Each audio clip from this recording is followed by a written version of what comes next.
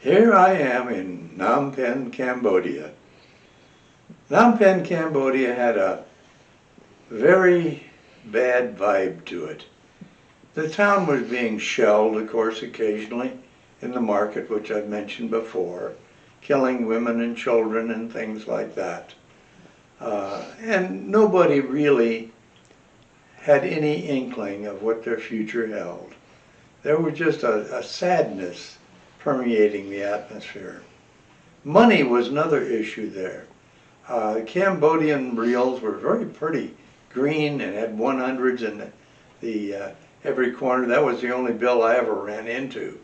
But it was 1,700 reals per US dollar. And most of the places, if you went in and wanted a beer or something like that, it would be $5 or $6. Well, if you had a couple of those, you couldn't carry enough money to pay your bill. And the bar owners or restaurant owners knew that and thought that maybe you would send the money around at the end of the month when you got all the money together, and you'd bring around packets of the 100 real notes. This was a dying society.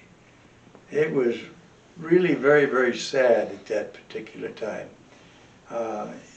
I'd had a chance to go out and see a market and see some other areas in Phnom Penh, and they were littered with refuge because there was no garbage trucks or sanitation workers working on the streets. Mainly because there was just no gasoline for their sanitation trucks.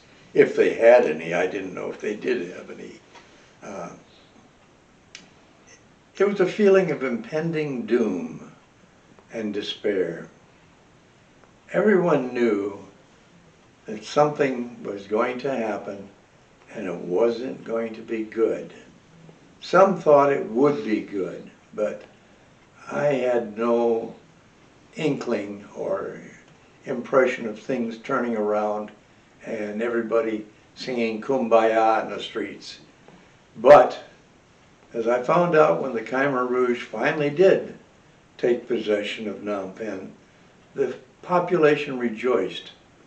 But their rejoicing was short-lived until they drove them out of town. The Khmer Rouge had a major problem there.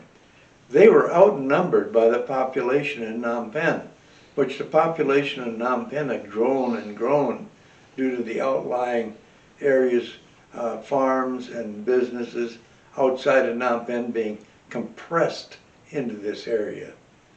And most of them didn't have a job, didn't know what to do. They were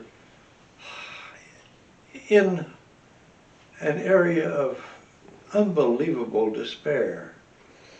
There was no future except they thought maybe the Khmer Rouge would have a future for them.